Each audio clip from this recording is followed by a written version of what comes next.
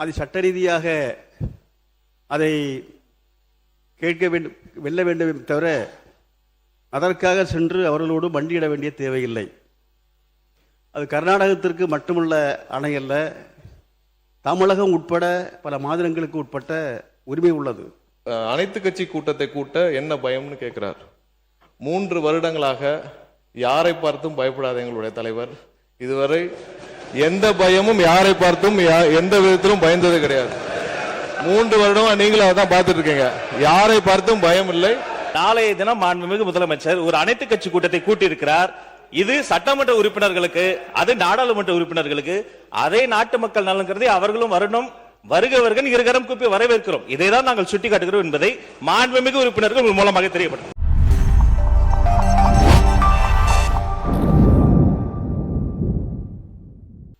பேரவைத் தலைவர் அவர்களே, மேகதாது அணை சம்பந்தமாக அந்த அணையை கட்டக்கூடாது என்று ஏற்கனவே உச்சநீதிமன்றமும் நடுவர் மன்றமும் ஏற்கனவே முடிவு செய்த பிறகும் அந்த அணையை கட்டியே தீர்வோம் என்று சொல்வதை ஒரு காலம் ஏற்க முடியாது என்று நம்முடைய இந்த சட்டமன்றமே முடிவு செய்திருக்கிறது.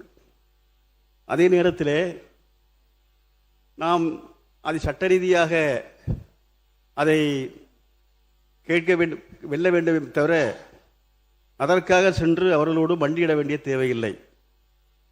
அது கர்நாடகத்திற்கு மட்டுமுள்ள அணை அல்ல, தமிழகம் உட்பட பல மாநிலங்களுக்கு உட்பட்ட உரிமை உள்ளது.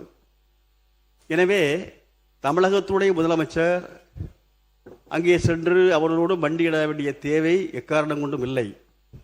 அவர் அங்கே குறிப்பிடும்போது அப்படி ஒரு நிலை ஏற்பட்டால் அது அவமானத்தை நான் தாங்குவதற்கு தயார் என்று சொன்னார். அது சரியில்லை. அவருக்கு ஒரு அவமானம் ஏற்பட்டால் நாம் அனைவருக்கும், தமிழக அத்தனை மக்களுக்கும் ஏற்படுகின்ற அவமானமாக நாம் கருத வேண்டும். அந்த முறையிலே அதுபோன்று நாம் என்பது அவர்களோடு மண்டியிட வேண்டிய தேவையில்லை என்று மார்க்சிஸ்ட் கம்யூனிஸ்ட் கட்சியின் சார்பிலே கேட்டுக்கொள்கிறேன். சர்வ கட்சி கூட்டத்தை, அனைத்து கட்சி கூட்டத்தை என்பது நாம் கூட்ட வேண்டும். அத்தனை பேருடைய கருத்தை அறிய வேண்டும். தமிழகத்துடைய அத்தனை மக்களையும் அத்தனை கட்சிகளையும் ஒருங்கிணைத்து இந்த அணை விஷயத்திலே நாம் ஒருமித்த ஒரு நிலைப்பாடை நாம் எடுக்க வேண்டும். நாம் இந்த பகுதி மக்கள் இன்றைக்கு ஒரு குறுவை சாகுபடி செய்ய முடியாமல் வாடுகின்ற அந்த விவசாயிகளுக்கு ஒரு குறித்த காலத்திலே உரிய நிவாரணத்தை தேவைப்பட்டால் கூட கொடுத்து இந்த அணைக்காக, இந்த பிரச்சனைக்காக அனைத்து கட்சி கூட்டத்தை உடனடியாக கூட்டுவதுதான் அது சரியான நிலைப்பாடாக இருக்கும் என்று மார்க்சிஸ்ட் கம்யூனிஸ்ட் கட்சியின் சார்பிலே நான் இப்போது கேட்டு அமர்கிறேன். மாண்புமிகு உறுப்பினர் திரு டி ராமச்சந்திரன் அவர்கள் சுருக்கமாக கவன ஈர்ப்பு தீர்மானத்தை என்ன நீங்கள் எழுதி கொடுத்தீங்களோ அதை ஒட்டி மட்டும் பேசணும். அதை ஒட்டி தான். மாண்புமிகு பேரவைத் தலைவர் அவர்களே, காவேரி பிரச்சனை என்பது ஒரு அரசியல் கட்சியின் பிரச்சனையோ ஒரு அரசின் பிரச்சனை அல்ல. ஒட்டுமொத்த தமிழ்நாட்டுடைய அனைத்து அரசியல் கட்சியுடைய உயிர்நாடி பிரச்சனை.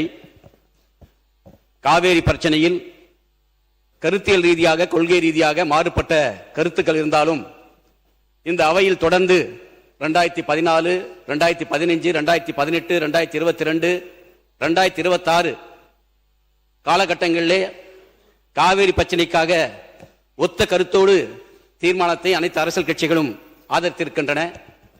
இன்னைக்கு காவேரி பிரச்சனை 2 பிரச்சனை இருக்கு. ஒன்று, நமக்கு வழங்க வேண்டிய தண்ணீரை பெற வேண்டும். அதே போல காவேரி ஆற்றின் குறுக்கே கர்நாடகாவில் மேகதாட்டில் கர்நாடக அரசு அணை கட்டுவதை தடுத்து நிறுத்த வேண்டும். இந்த 2 பிரச்சனைகளுக்கும் அனைத்து கட்சி கூட்டத்தை கூட்டி கருத்துக்களை கேட்டு சட்ட ரீதியாக எதிர்கொள்வதுதான் இதற்கு சரியான பிரச்சனை என்று ஏற்கனவே இந்த அவையில் நான் இந்திய கம்யூனிஸ்ட் கட்சியின் சார்பாக எங்களுடைய நிலைப்பாட்டை பதிவு செய்திருக்கிறோம். ஆகவே பேச்சுவார்த்தையின் மூலமாக 2 மாநிலங்களுக்கிடையே பேச்சுவார்த்தை நடத்தி இதற்கு தீர்வு எட்டப்படவில்லை. ஏற்கனவே நமக்கு பல படிப்புகள் இருக்கிறது. ஏற்கனவே முதலமைச்சராக இருந்த அண்ணா திராவிட முன்னேற்றக் கழகத்துடைய முன்னாள் முதலமைச்சர் அம்மையார் ஜெயலலிதா அவர்கள், தேவராஜ அரசு அவர்கள் முதலமைச்சராக இருந்த போது கர்நாடகாவுக்கு பேச்சுவார்த்தைக்கு சென்று அதிலே தீர்வு எட்டப்படாமல் அந்த கூட்டத்திலே குடிப்பதற்காக வைக்கப்பட்டிருந்த தண்ணீரை கூட, ஒரு சொட்டு தண்ணீர் தமிழ்நாட்டுக்கு தராதை, நான் அந்த தண்ணீரை கூட குடிக்க மாட்டேன் என்ற அந்த கூட்டத்தை புறக்கணித்து வந்தவர். உச்ச நீதிமன்றம் ஆணை பிறப்பித்தது, அதுக்காக போனாங்க. தண்ணீர் தரமாட்டேன்னு சொல்லி சொன்னாங்க. அதனால வைக்கப்பட்ட குடி தண்ணீரை கூட ஒரு சொட்டு தண்ணீர் குடிக்காம புறக்கணிச்சாங்கன்னு சொல்ல வர, தப்பா சொல்ல. மாண்பு உறுப்பினர், நீங்கள் கொடுத்திருக்கிற அந்த தீர்மானத்தை ஒட்டி பேசுன்னு சொல்வது காரணம் என்ன? இருங்க, இரு மாநிலங்களுக்கிடையே, இரு மாநில மக்களுக்கிடையே பல்வேறு நிகழ்வுகள் நடந்திருந்தாலும் அவற்றையெல்லாம் நீங்கள் திரும்ப திரும்ப சொல்வதன் மூலமாக எந்த இடத்திலும் வெறுப்புணர்வு வளராமல் பார்த்து கொள்ள வேண்டிய கடமை நமக்கு இருக்கிறது. அதெல்லாம் தண்ணி குடிக்கல நிகழ்வுகளை சொல்லாமல் நீங்கள் கொடுத்துருக்கிறது என்ன கொடுத்துருக்கீங்க? காவிரி ஆற்றின் குறுக்கே கர்நாடகம் மேகதாது அணை கட்டுவதை தடுத்து நிறுத்தி காவேரியிலிருந்து தமிழ்நாட்டுக்கு தண்ணீரை சட்ட ரீதியாக பெற வேண்டிய அவசியம் குறித்து அந்த ரெண்டு கருத்தை தான் சொல்ல வரேன். இல்லை, அதனால மற்ற கர்நாடக அரசை அங்கே நடந்த நிகழ்வு இதெல்லாம் விளக்கமாக சொல்ல வேண்டிய அவசியம் இல்லை. பொதுமக்கள் மத்தியில் ஏற்பட்டுள்ள பதட்ட நிலை குறித்து கவனத்தை ஈர்த்து அமர்கிறேன் தான் அனுமதிக்கணும். ஆனால் பிரச்சனையினுடைய தீவிரம் குறித்து அவசியம் குறித்து நான் பேச அனுமதித்திருக்கிறேன். சுருக்கமாக பேசி முடியும். உரிமைக்காக நான் சொல்ல வரேன். நம்முடைய மாண்பு முதலமைச்சர் நல்லெண்ணத்தோடு விவசாயிகளை பாதுகாக்கணும் சொல்லி பேச்சுவார்த்தை நடத்த அவமானம் தாங்கினால் கூட பேச்சுவார்த்தை நடத்தி உரிய நீரை பெற்றுத்தரணும் சொல்லி நல்ல முயற்சி எடுத்தாரு. ஆமா, இதற்கு ஏற்கனவே நமக்கு படிப்பினை இருக்கு, தீர்வு எட்டப்படாது. ஆகவே அனைத்து கட்சி தலைவர்களை டெல்லிக்கு அழைத்து சென்று நாட்டுடைய பிரதமரை சந்தித்து ஒன்றிய நீர்வளத்துறை அமைச்சரை சந்தித்து தமிழ்நாட்டு மக்களும் இதில் ஒன்று. அமைச்சர் அவர்கள், மாண்புமிகு பேரவைத் தலைவர் அவர்களே, மாண்புமிகு எதிர்க்கட்சி தலைவர் மற்றும் மற்ற உறுப்பினர்கள் அனைவரும் பேசும் பொழுது அனைத்து கட்சி கூட்டத்தை கூட்ட வேண்டும் என்று கேட்டுக்கொண்டார். அதாவது இந்த சபையில ஒரு மனதாக எல்லோரும் சேர்ந்து அனைவரும் சேர்ந்து கருத்தாக உட்காருங்க. அவர் பேசி முடிக்கட்டும். இல்ல, நான் பேசி முடிச்சுக்கிறேன். உட்காருங்க. மாண்புமிகு பேரவைத் தலைவர் அவர்களே, உட்காருங்க. இல்ல, முடிச்சுக்கிறேன். மாண்புமிகு பேரவைத் தலைவர் அவர்களே, உட்காருங்க. அனைத்து கட்சிகளும் சேர்ந்து ஒருமித்த கருத்தாக தான் நம்ம தீர்மானம் நிறைவேற்றணும். அதை தாண்டியும் இப்பொழுது எதிர்க்கட்சி தலைவர் அவர்களும் மற்றவர்களும், முக்கியமாக எதிர்க்கட்சி தலைவர், அதாவது அனைத்து கட்சி கூட்டத்தை கூட்ட என்ன பயம்னு கேட்கிறார். 3 வருடங்களாக யாரை பார்த்தும் பயப்படாத எங்களுடைய தலைவர் இதுவரை எந்த பயமும் யாரை பார்த்தும் எந்த விதத்திலும் பயந்தது கிடையாது. 3 வருடமா நீங்களும் அதான் பார்த்துட்டு இருக்கீங்க. யாரை பார்த்தும் பயம் இல்லை. ஒரே ஒரு விஷயத்தை சொல்லிக்கிறோம். நாளை, அதாவது எங்களுடைய முதலமைச்சர் சார்பாக நாளை டீலிமிட்டேஷன், அதாவது முக்கியமான பிரச்சனை, முக்கியமான பிரச்சனை டீலிமிட்டேஷன் சார்பாக அனைத்து எம்பிக்கள் கூட்டத்தை முதலமைச்சர் கூட்டியிருக்கிறார். அனைத்து எம்பிக்கள் பிரச்சனை குறித்து நாளை டீலிமிட்டேஷன் சார்பாக, தமிழக உரிமைக்காக முக்கியமான பிரச்சனை சார்பாக நாளை முதலமைச்சர் அனைத்து எம்பிக்கள் கூட்டத்தை கூட்டியிருக்கிறார். அதற்கு திமுக எம்பிக்கள் கலந்து கொள்வார்கள் என்பதை எதிர்க்கட்சியை தெரிவிக்குமாறு கேட்டுக்கொள்கிறேன்.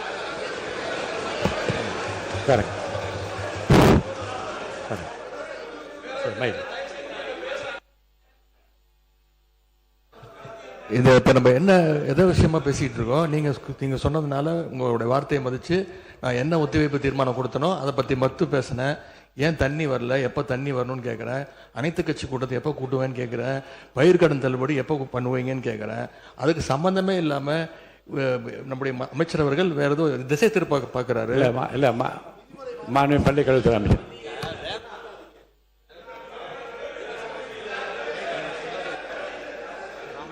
மாண்புமிகு பள்ளிக்கல்வித்துறை அமைச்சர் பேசி முடிங்க.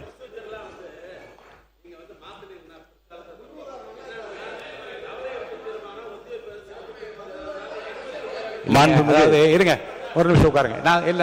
மாண்புமிகு உறுப்பினர் நீங்க ஒரு சீனியர், நீங்க உட்காருங்க. நீங்க ஒரு சீனியர் மெம்பர். நானே உங்களிடமிருந்து இந்த அவையை தெரிந்து கொள்ளட்டும், அல்லது நான் சொல்வதை விதியை அவையும் தெரிந்து கொள்ளட்டும். இப்போ நான் ஒரு உறுப்பினர் பேச அழைக்கிறேன்.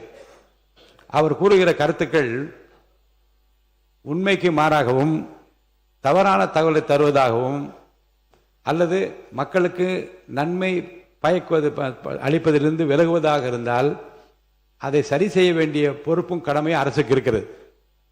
அவர் என்ன பேசினாலும் அதற்கு சரியான ஏற்ற பதில் இருந்தால் அது நன்மை பயக்குமானால் நான் அனுமதிக்கிறேன்.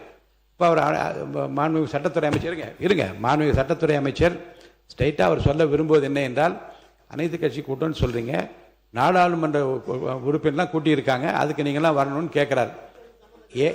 ஏன் சம்பந்தம்? அதாவது என்னென்னா முறை இல்லை இருங்க இருங்க இருங்க இருங்க இருங்க இருங்க மாண்புமிகு பள்ளிக்கல்வி நீங்கள் சொல்லுங்கள், பதில் சொல்லுங்கள். மாண்புமிகு சட்டமன்ற பேரவை தலைவர் அவர்களே, வரலாற்று சிறப்புமிக்க நம்முடைய இந்த தமிழ்நாடு சட்டமன்றத்தில் 6/12/2018, அதாவது 2018ஆம் ஆண்டு டிசம்பர் மாதம் 6ஆம் தேதி இதே போன்ற ஒரு நிகழ்வில் காலையில் நம்முடைய சட்டமன்ற நிகழ்வை முடித்து அன்று மதியமே மிக முக்கியமான ஒரு சிறப்பு தீர்மானம் நிறைவேற்றப்பட்டதை சுட்டிக்காட்டி, அனைத்து கட்சி கூட்டத்தினுடைய நோக்கம் என்பது என்ன? அனைத்து கட்சிகளின் குரலும் நாட்டின் நலன் கருதி ஒன்றாக மக்கள் பிரதிநிதிகள் ஒன்று கூடி ஒரு தீர்மானத்தை நிறைவேற்றுவது.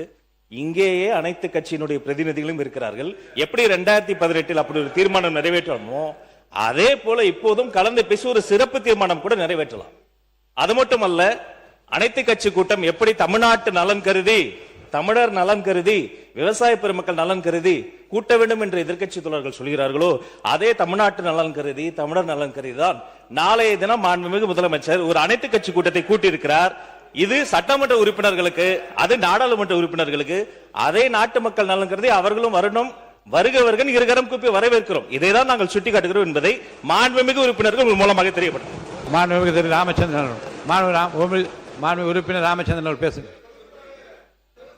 மாண்புமிகு பேரவைத் தலைவர்களே, அனைத்து கட்சி கூட்டத்தை ஏன் கூட்ட வேண்டும் என்று நான் சொல்ல வருகிறேன்னா, இன்னைக்கு கர்நாடகாவில் காங்கிரசும் பிஜேபியும் அரசு ரீதியாக மாறுபட்ட கருத்துக்கள் இருக்கு. அதே மாதிரி மதசார்பற்ற ஜனதாதளத்துக்கு மாறுபட்ட கருத்துக்கள் இருக்கு. இருந்தாலும் காவேரி பிரச்சனையில் மாநில உரிமை சார்ந்த பிரச்சனையில் ஒன்றாக இருக்காங்க. தமிழ்நாட்டிலையும் எல்லா இதுல ஒன்றாக இருக்க என்பதை ஒன்றிய அரசுக்கு நாம உணர்த்தணும். அதுக்கு தான் கூட்டம் சொல்லி நான் சொல்ல வரேன். மாண்புமிகு சொல்லவே இல்லையா, சப்ஜெக்ட சொல்லவே இல்லை. மாண்புமிகு பேரவைத் தலைவர் அவர்களே, 2022ஆம் ஆண்டு காவேரியின் குறுக்கே மேகதாட்டில் அணை கட்டுவதற்கான கட்டுமான பணிகளை மேற்கொள்ள கர்நாடக அரசு முயற்சிக்கிறது.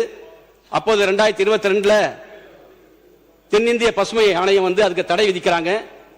அந்த தடையை எதிர்த்து தேசிய பசுமை ஆணையம் 2 உச்சநீதிமன்ற நீதிபதிகளை கொண்டு அந்த தடையை நீக்கிறாங்க. அதன் பிறகு 2025 உச்ச நீதிமன்றம் வரைவு திட்ட அறிக்கைக்கு அனுமதி கொடுக்கிறாங்க. அந்த உச்ச நீதிமன்ற தீர்ப்பில் இது வரைவு திட்ட அறிக்கைக்கான தீர்ப்பு தான், அணை கட்டுவதற்கான தீர்ப்பல்ல என்று தெளிவாக சொல்லப்பட்டிருக்கிறது. அதை எதிர்த்து தமிழ்நாட்டு அரசின் சார்பாக 24/5/2026 அன்று சீராய்வு மனுக்கள் தாக்கல் செய்யப்படுகின்றன. அந்த சீராய்வு மனுக்களை உச்ச நீதிமன்றம் நிராகரிக்கிறது. ஆகவே காவேரி பிரச்சனைக்கு ஏற்கனவே நடுவர் நீதிமன்றம் நமக்கு தீர்ப்பு வழங்கியிருக்கிறது. 2033 வரை அந்த தீர்ப்பு செல்லுபடியாகும். அவ்வாறு இருக்கும்போது புதிய நடுவர் மன்றம் அமைக்கப்பட வேண்டிய அவசியம் இல்லை. அதோடு இல்லாமல் இன்றைக்கு ஏற்கனவே நாட்டுடைய குடியரசுத் தலைவர் பிரணாப் முகர்ஜி அவர்கள், மாண்புமிகு அவை முன்னவர்கள், மாண்புமிகு பேரவைத் தலைவர் அவர்களே, எதிர்க்கட்சி தலைவர் பேசுகிற போதும் இதை சொன்னார். இதை இல்லை மன்னிக்கிறேன், இவர் முன்னாள் முதலமைச்சர் அவர் குறிப்பிடுகிற போது இங்கே குறிப்பிட்டார்கள். அப்போது அவர்கள் குறுக்கிட்டு அதை சொல்லியிருக்கிறார்கள். அதையே நீங்கள் வலியுறுத்துவது என்பது சரியாக இருக்காது. அவை குறிப்பிலிருந்து இடம்பெறக்கூடாது. ஏற்கனவே நமக்கு சட்ட பாதுகாப்பு இருக்கு. அந்த பாதுகாப்பு நீத்து போயிடும். அதனால தான் சொல்ல வரேன். ஏற்கனவே ஏகமனதாக நிறைவேற்றப்பட்ட தீர்மானத்திற்கு மாற்று கருத்தை நீங்கள் சொல்லலானால் அது அவை குறிப்பில் ஏறாது. முடிங்க. இல்ல, புதிய நடுவர் மன்றம் அமைத்தால் நம்மளுக்கு பாதகமாக அமைஞ்சிடும். அதனால சொல்ல வரோம்.